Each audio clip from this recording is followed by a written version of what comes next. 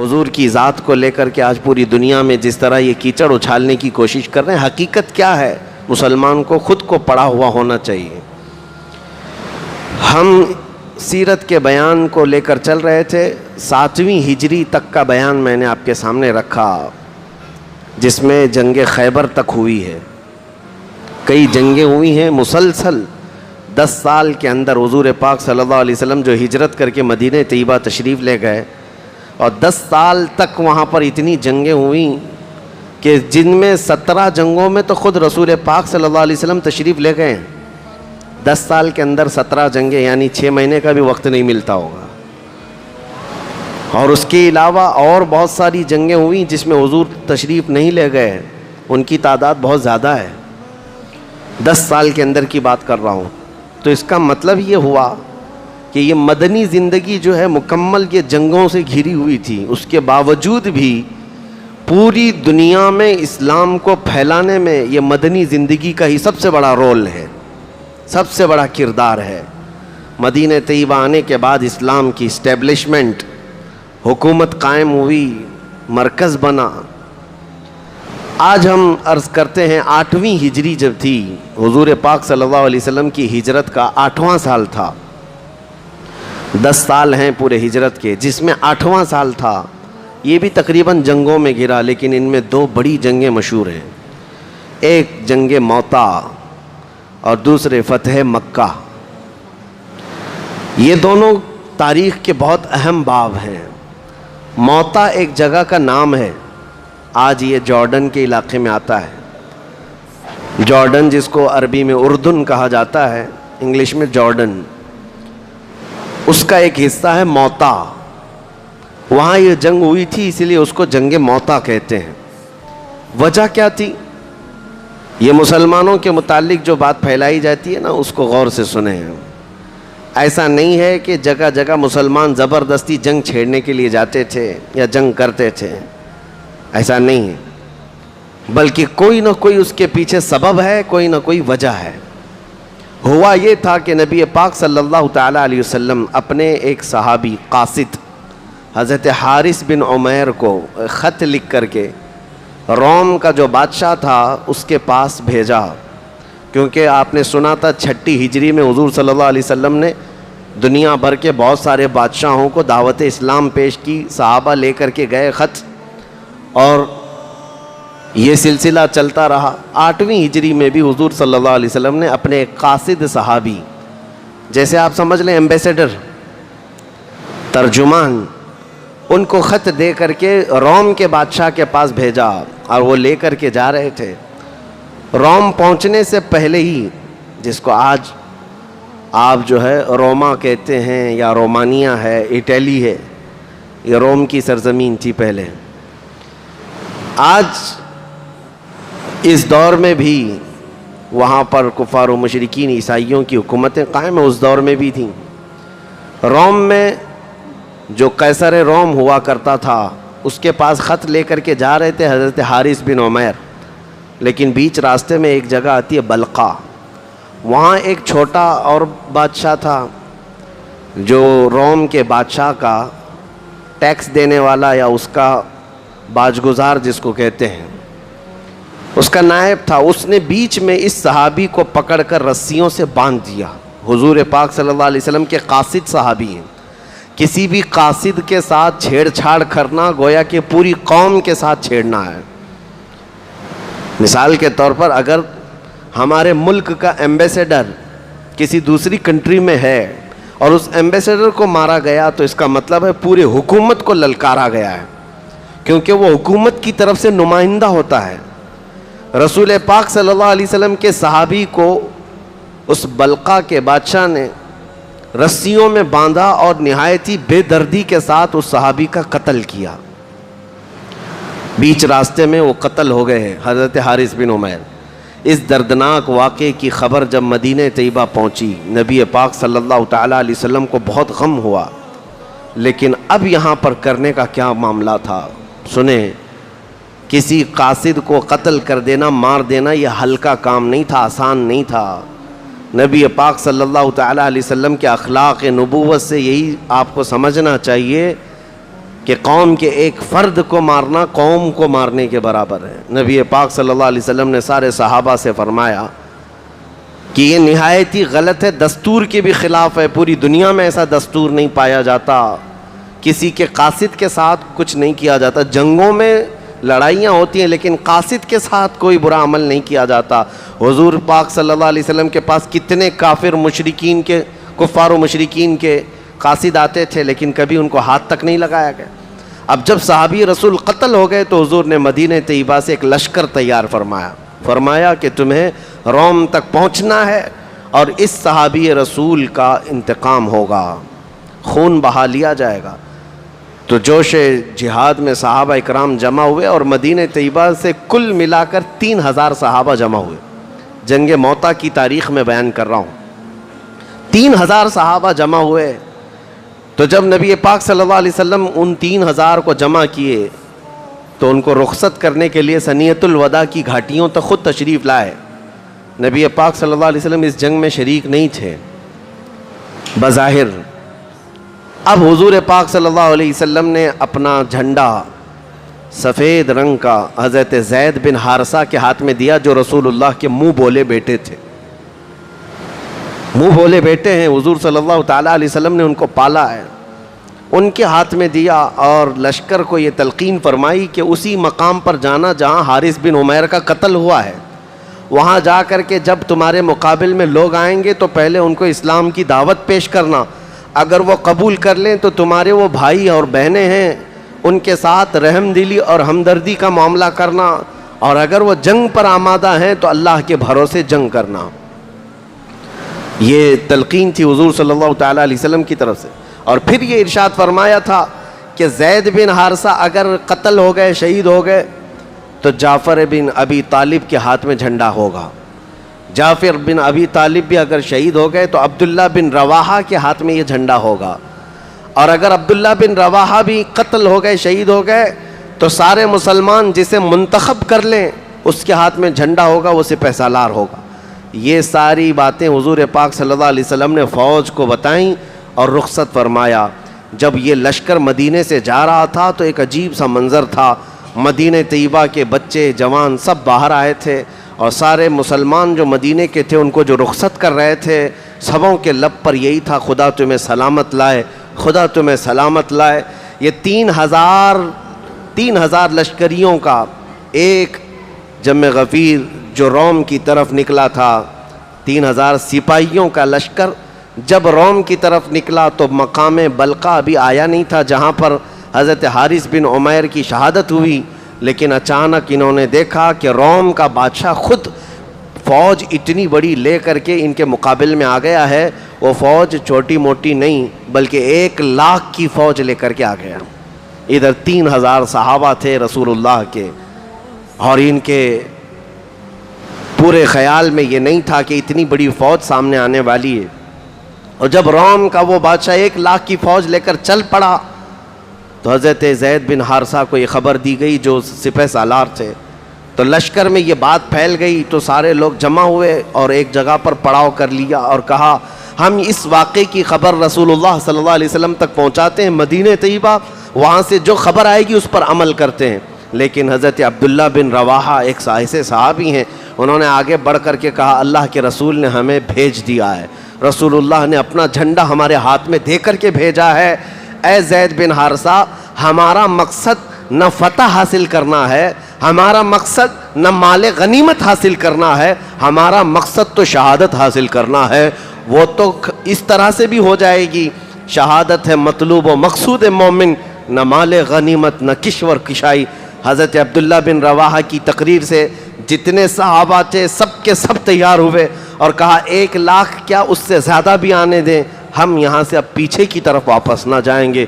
وہ کیسا مضبوط ایمان تھا، جن 3000 صحابہ کی بات کر رہا ہوں، جنگ موتا میں صرف 3000 صحابہ ہیں اور 1,00,000 کی فوج آ رہی ہے، مقابلہ ہو سکتا ہے؟ کتنے گنا زیادہ ہے، کمپیریزن ہو ہی نہیں سکتا۔ اب یہ صحابہ اکرام آگے بڑھتے گئے، اچانک وہ فوج آ گئی، 1,00,000 کی فوج۔ اب جب ان کا آمنا سامنا ہوا، ایک میدان جہاں موتا کا علاقہ ہے وہاں پر یہ لوگ رک گئے۔ عزیزان گرامی وقار، اب اس میں صحابہ اکرام کی جواں مردی دیکھنے کا منظر ہے۔ حضرت زید بن حارثہ جھنڈا لیے ہوئے تھے اور انہوں نے گھوڑے پر بیٹھ کر کے پوری 1,00,000 فوج کو مخاطب کر کے فرمایا کہ میں تمہیں اسلام کی دعوت دیتا ہوں، رسول اللہ صلی اللہ تعالیٰ علیہ وسلم کے دامن رحمت میں آنے کی دعوت دیتا ہوں۔ ان میں سے کسی کافر نے قبول نہیں کیا، بلکہ تیروں سے اور تلواروں سے جواب دیا۔ جب وہاں سے تیر برسنے لگے، حضرت زید بن حارثہ نے کہا کہ اب ان کے ساتھ جنگ کی شروعات ہوگی جیسے میرے آقا نے حکم فرمایا۔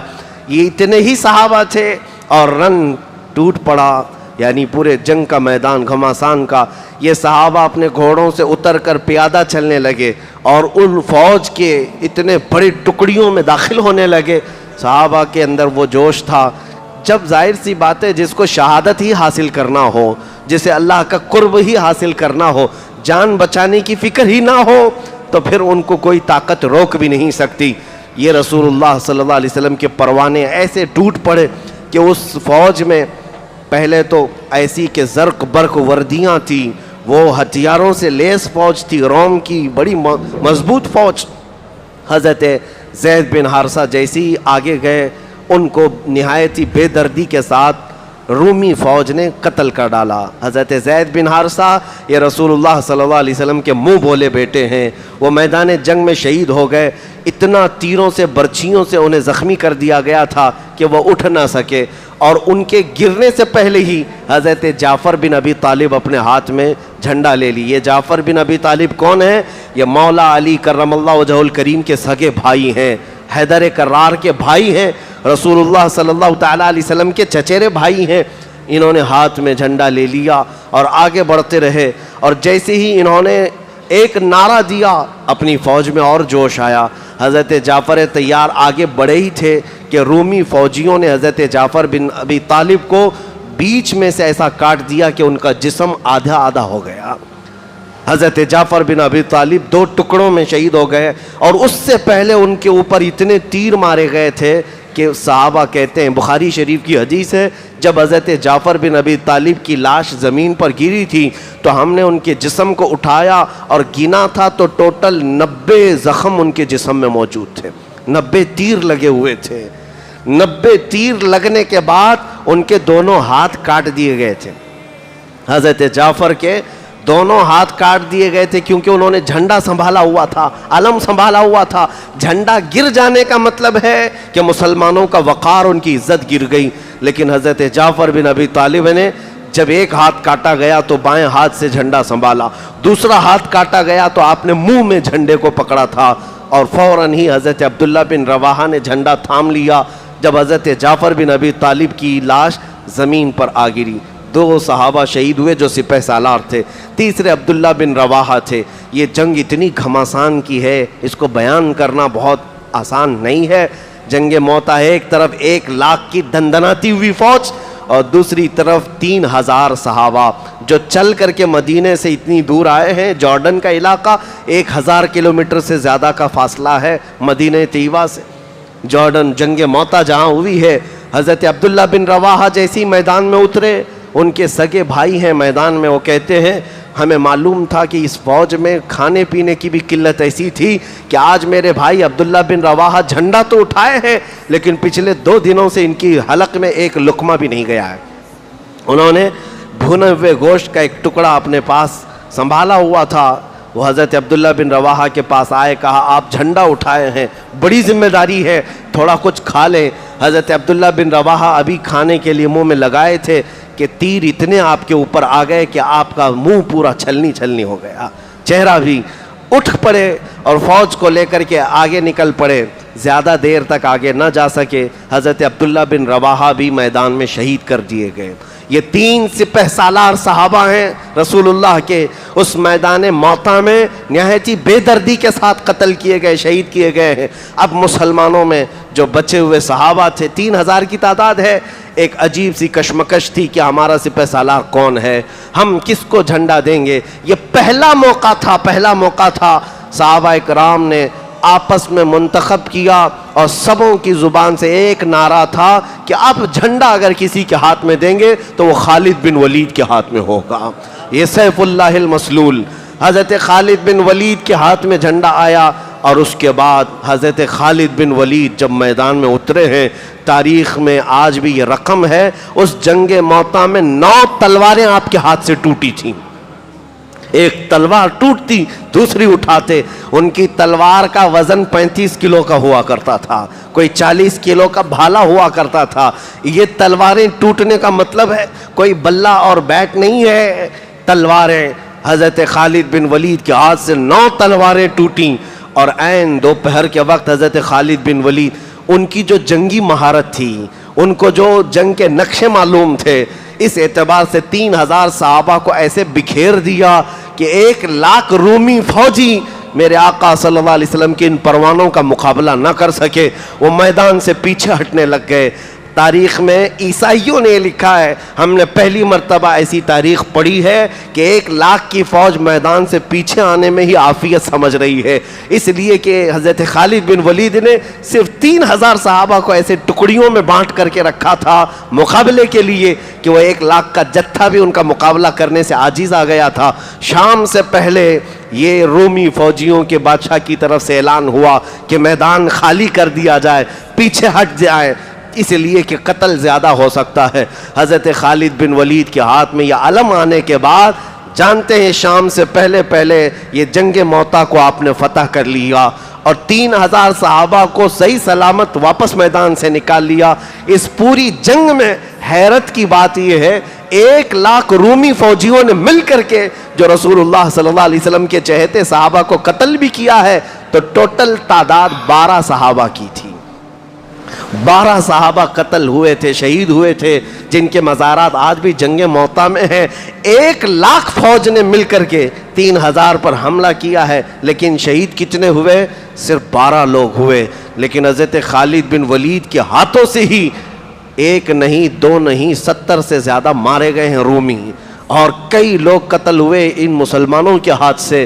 یہ اللہ کی مدد نہیں ہے تو اور کیا ہے؟ یہ رب العالمین کی طرف سے نصرت نہیں ہے تو اور کیا ہے؟ یہ جنگ ختم ہونے کے قریب تھی. اب یہاں پر ایک عجیب بات میں آپ کو بتاؤں. جس دن جنگ ہو رہی ہے رسول پاک صلی اللہ تعالیٰ علیہ وسلم مدینہ طیبہ میں موجود ہیں. اس حدیث کو بخاری شریف میں بیان کیا گیا ہے. نبی کریم صلی اللہ تعالیٰ علیہ وسلم مدینہ طیبہ میں صحابہ کے سامنے بیٹھے تھے اور اچانک آپ کی آنکھوں سے آنسو آئے. حضور سے صحابہ نے پوچھا کہ یا رسول اللہ کیا مسئلہ ہے؟ حضور فرما رہے ہیں میں یہیں سے جنگ موطا کو ملاحظہ کر رہا ہوں، مدینے میں بیٹھ کر جنگ موطا کو ملاحظہ کر رہا ہوں. حضور پاک صلی اللہ تعالیٰ علیہ وسلم فرماتے ہیں میرا زید بن حارثہ شہید ہو گیا ہے، اسے رومیوں نے قتل کر ڈالا ہے.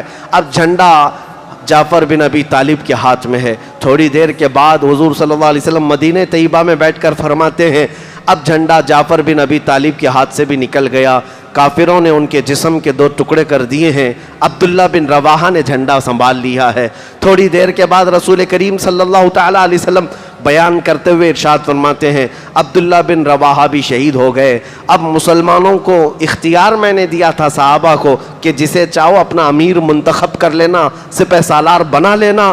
حضور صلی اللہ تعالیٰ علیہ وسلم فرماتے ہیں میرے صحابہ بالکل حق راستے پر ہیں، انہوں نے چنا ہے تو ایسے کو چنا ہے جو اللہ کی تلواروں میں سے ایک تلوار ہے. خالد بن ولید کو چنا ہے. یہ کون بیان کر رہا ہے؟ میرے مصطفیٰ کریم صلی اللہ علیہ وسلم مدینے میں بیٹھ کر کے بیان کر رہے ہیں. اور جنگ کہاں ہو رہی ہے؟ جنگ موطا جارڈن کے علاقے میں ہو رہی ہے. اب نبی پاک صلی اللہ تعالیٰ علیہ وسلم نے تھوڑی دیر کے بعد سارے صحابہ سے فرمایا اٹھ کر کھڑے ہو کر کے مبارک ہو خالد بن ولید نے سارے صحابہ کو وہاں سے صحیح سلامت میدان سے باہر نکال لیا اور رومیوں کو ان کے میدان سے ان کے ملک واپس جانے پر مجبور کر دیا. یہ خالد بن ولید رضی اللہ تعالیٰ عنہ کی اسلام میں آنے کے بعد بڑی فتحوں میں سے پہلی فتح تھی، جس دن حضور صلی اللہ علیہ وسلم نے آپ کو سیف اللہ المسلول کہا تھا. جانتے ہیں میں یہ بات اس لیے عرض کر رہا ہوں کہ یہی دن تھا حضور صلی اللہ تعالیٰ علیہ وسلم اپنے گھر سے نکلے. جعفر بن ابی طالب کی جو اہلیہ محترمہ ہیں، زوجہ ہیں حضرت اسماء بنت امیس، وہ حضور صلی اللہ تعالیٰ علیہ وسلم کے یعنی سگے چچیرے بھائی حضرت جعفر کی زوجہ ہیں. ان کے 2 بچے بھی ہیں. آپ کی زوجہ حضرت اسماء اپنے بیٹوں کو نہلا دھلا کر کپڑے پہنا کر انہیں تیار کر کے بٹھائی ہوئی تھیں. یہ دن تھا حضور صلی اللہ تعالیٰ علیہ وسلم گھر میں داخل ہوئے. حضرت اسما سے کہا تمہارے دونوں بچوں کو لاؤ. دونوں چھوٹے بچے قریب آئے, حضور صلی اللہ تعالیٰ علیہ وسلم نے ان کو سینے سے لگا لیا اور ایسا لپٹ گئے کہ حضور صلی اللہ تعالیٰ علیہ وسلم کے آنسو نکل پڑے اور ان شہزادوں ان بچوں کے اوپر گرنے لگے. حضرت اسما نے پوچھا کہ یا رسول اللہ صلی اللہ علیہ وسلم, آج تو میں پورا تیار کر کے رکھی ہوں کہ میرے شوہر آنے والے ہوں گے یا کوئی اچھی خبر ہوگی. حضور صلی اللہ تعالیٰ علیہ وسلم نے فرمایا کہ تیرے ان بچوں کا باپ جعفر بن ابی طالب شہید ہو گیا ہے, میدان جنگ میں شہید ہو گیا. حضرت اسما کہتی ہے میری چیخ نکل گئی, میرا گھر بعد میں عورتوں سے بھر گیا. رسول کریم صلی اللہ تعالیٰ علیہ وسلم اپنے گھر سے حضرت جعفر کے گھر کھانا بھیجتے رہے. عزیزان گرام وقار, یہ باتیں ہو گئیں, مہینہ گزرنے کو آ گیا. جنگ موتا کے وہ صحابہ وہاں سے واپس پلٹ کر کے مدینے آ رہے ہیں. جب مدینے آئے تو جنگ ختم ہو کر کے تقریباً مہینہ گزرنے کو تھا. وہ سارے صحابہ کی جماعت جب مدینہ طیبہ آئی, حضور صلی اللہ تعالیٰ علیہ وسلم کو خبر ملی تو پورے مدینے والے رسول اللہ صلی اللہ علیہ وسلم کے ساتھ چل پڑے. اس میں بچے بھی تھے, جوان بھی تھے. حضرت خالد بن ولید اور بچی ہوئی فوج کا استقبال کرنے کے لیے جب سارے صحابہ مدینے سے باہر آئے, ان صحابہ کا شاندار استقبال کیا گیا, مدینے میں لایا گیا. اب اس میں ایک صحابی حضرت یعلا, وہ کہتے ہیں کہ میں بڑھ کر کے حضور صلی اللہ علیہ وسلم کے قدموں میں گرا, حضور نے اٹھا لیا اور کہتے ہیں میرا دل بھر آیا تھا کہ میں جنگ کے حالات بتا دوں کہ میں نے کیا کیا دیکھا ہے جنگ موتا میں, کون کون شہید ہوئے, سب خبریں دے دوں. رسول کریم صلی اللہ علیہ وسلم نے بازوؤں سے پکڑ کر اٹھایا اور فرمایا یعلا تم بیان کرو گے جنگ موتا کو یا مجھ سے سنو گے؟ حضرت یعلا کہتے ہیں یا رسول اللہ صلی اللہ علیہ وسلم, یہ ادنا غلام آپ سے ہی جنگ موتا کی خبر سننا چاہتا ہے. حضور صلی اللہ تعالیٰ علیہ وسلم نے پھر شروع سے لے کر اخیر تک جنگ موتا کا جو حال تھا دوبارہ ان فوجیوں کے سامنے بیان کیا. وہ ایک لخت چیخ کر کہنے لگے قسم اس رب ذوالجلال کی جس نے حق کے ساتھ آپ کو رسول بنا کر بھیجا ہے. عزیزان گرامی وقار, یہ عقیدہ صرف بریلویوں کا نہیں ہے, یہ عقیدہ تو صحابہ کرام کا بھی تھا کہ اگر میدان جنگ میں ہم تلوار اٹھائے ہوں, رسول اللہ مدینے میں بیٹھ کر کے بھی اس کا مشاہدہ کر رہے ہیں. اسی لیے ہم یہ کہتے ہیں ہم یہاں سے پکاریں وہ وہاں سے سنیں, مصطفیٰ کی سماعت پہ لاکھوں سلام. حضور پاک صلی اللہ تعالیٰ علیہ وسلم کی نظروں سے چھپاؤ کوئی اور کوئی غیب کیا تم سے نہاں ہو بھلا, جب نہ خدا ہی چھپا تم پہ کروڑوں درود. نبی کریم صلی اللہ تعالیٰ علیہ وسلم جنگ موتا کی خبریں دیتے رہے. اس پوری جنگ کو میں نے جو بیان کیا, حضرت خالد بن ولید رضی اللہ تعالیٰ عنہ کی سپہ سالاری میں فتح کے ساتھ واپس لوٹایا گیا. دو اہم باتیں, وقت کی بڑی قلت ہے ورنہ آج کے دن ہمیں فتح مکہ کو بھی بیان کرنا تھا, کیونکہ 8ویں ہجری وہ ہے جس میں فتح مکہ کا عظیم دن آیا ہے. رسول کریم صلی اللہ تعالیٰ علیہ وسلم پورے 8 سال کے بعد دوبارہ مکہ میں نہایتی شان کے ساتھ اجلال فرمایا تھا. مکہ میں داخل ہوئے تھے 10,000 صحابہ کے ساتھ, نہ جنگ تھی نہ جدال نہ قتل و قتال. اس کو بھی بیان ہونا تھا فتح مکہ کو. اللہ نے اگر موقع عطا کیا, زندگی عطا کی تو اگلے سیشن میں انشاءاللہ عرض کریں گے. لیکن اس جنگ موتا کی 2 چیزیں اہم ہیں. پہلی چیز, ہمیشہ یہ بات ذہن میں رکھو کہ جنگ موتا ہوئی کیوں, 3,000 صحابہ 1,00,000 کی فوج سے لڑنے کے لیے گئے کیوں؟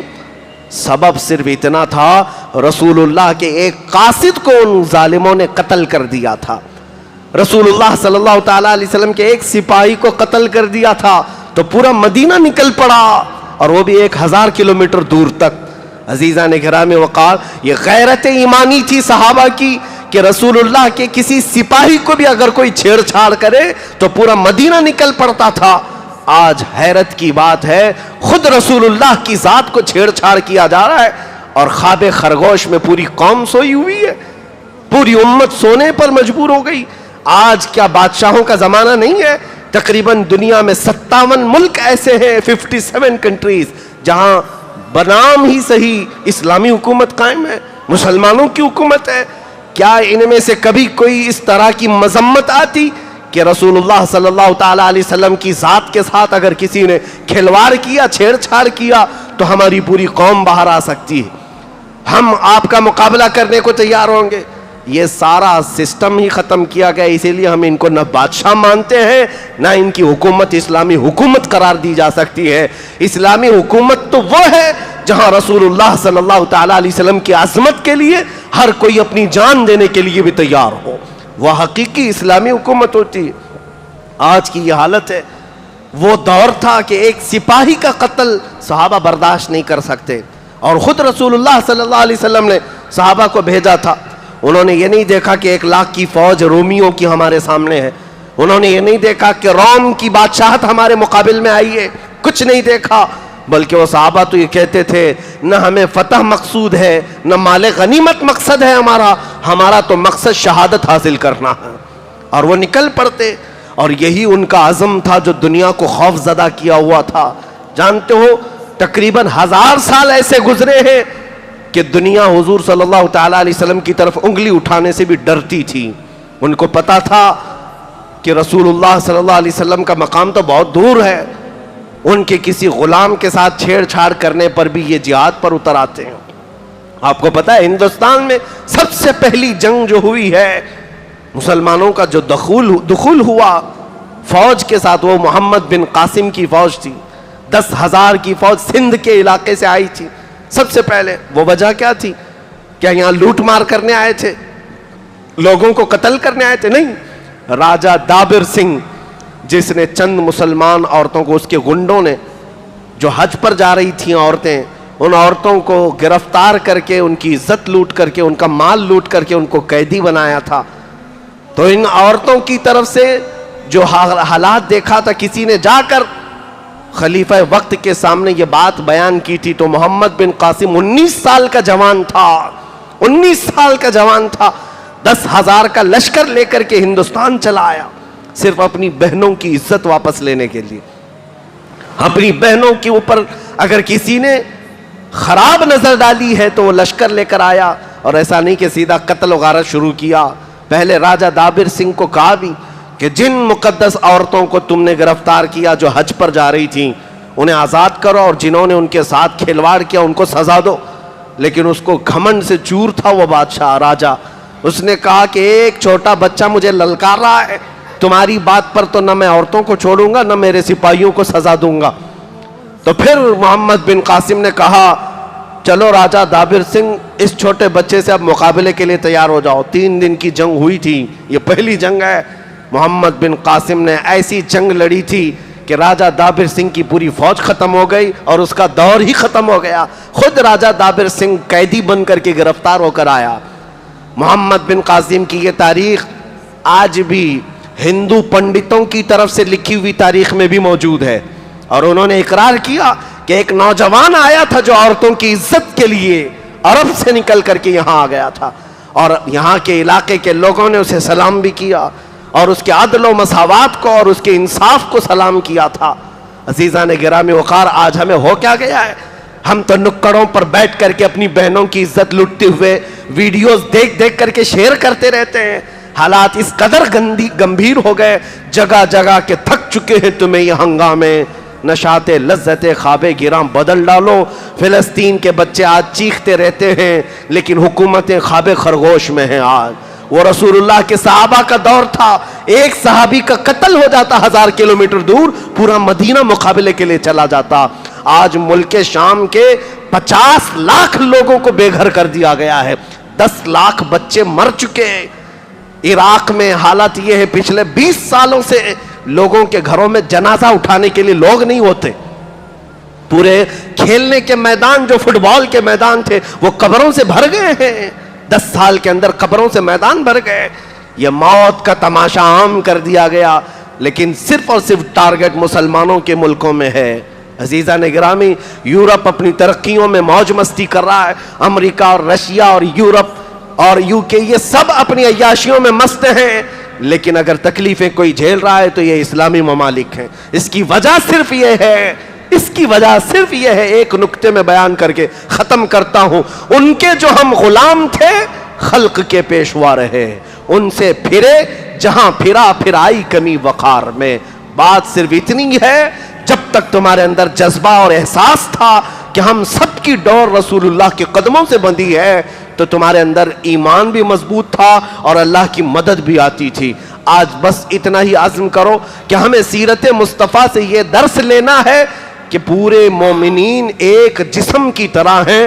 ایک عضو کو تکلیف ہو تو پورے جسم میں تکلیف ہونا چاہیے. اللہ کریم امت مسلمہ پر رحم فرمائے, میرے آقا کی امت پر اللہ کرم فرمائے, ہمارا کھویا ہوا وقار اور ہماری کھوئی ہوئی عزت ہمیں واپس عطا فرمائے. مولا کریم تیرے حبیب پاک کی اس بھولی بھالی امت کو غیب سے تو اصلاح کرنے والا قائد عطا فرما. ہماری جماعت میں صلاح الدین پیدا فرما, ہماری جماعت میں خالد بن ولید کا جانشین عطا فرما. تیرے حبیب پاک کے سچے فدائی اور شہدائی ہمیں عطا فرما. وآخر دعوانا ان الحمدللہ رب العالمین. السلام علیکم. السلام علیکم ورحمۃ اللہ وبرکاتہ. دوستو, مجھے امید ہے آپ لوگوں کو یہ والا بیان بہت زیادہ پسند آیا ہوگا. مفتی سلمان نصری صاحب کی زبانی آپ لوگوں نے یہ بیان سنا. بہت ہی پیارا بیان کیا حضرت نے. اگر آپ کو یہ ویڈیو اچھی لگی تو اس ویڈیو کو زیادہ سے زیادہ لائک کیجیے, شیئر کیجیے, اور اگر آپ لوگ ہمارے چینل پہ نئے ہیں تو سبسکرائب کیجیے, کیونکہ میں اسی ٹائپ کے بیانات تقریریں ڈالتا رہتا ہوں. اب میں ملتا ہوں آپ سے اگلی ویڈیو میں. جب تک کے لیے اللہ حافظ.